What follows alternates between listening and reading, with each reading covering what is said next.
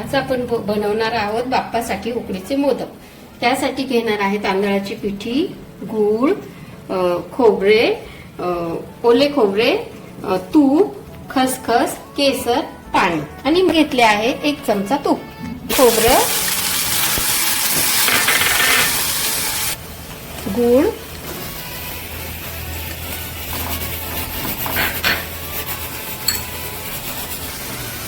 थोडी खसखस।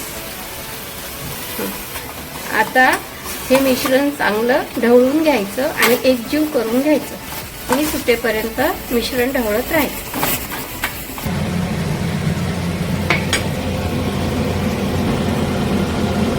आता आपण त्यात थोडी वेलची पावडर, जायफळ पावडर टाकू आणि परत एकदा त्याला ढवळून घेऊ। हे बघायला आहे।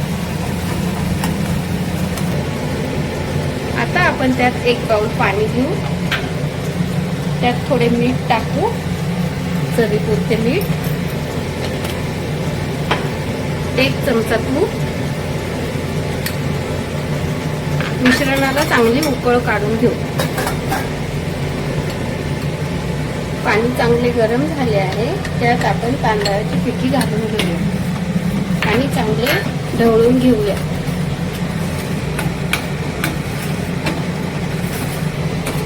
आपल्याला फक्त तांदळाच्या पिठीची उकड घ्यायची आहे आणि 5 मिनिटांसाठी झाकण लावून ठेवायचे आहे।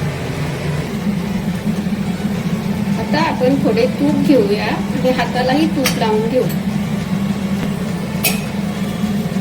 त्यात आपण तांदळाची पिठी काढून घेऊ, उकड काढून ती चांगली मळून घेऊ।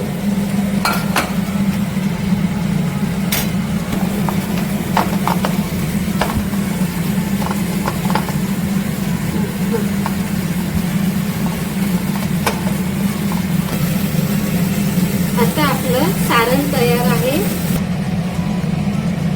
आपण आता ही तांदळाची पारी, पीठ मळलेली पारी गोळा घेऊन ह्या साच्यामध्ये घालून घेऊ। त्यानंतर ते हळूहळू एकदम सैल हाताने वरती काढून घेऊ। त्यात थोडे स्टफिंग घेऊन भरून घेऊ। ते बघा, आणि हलक्या हाताने दाबून घेऊ।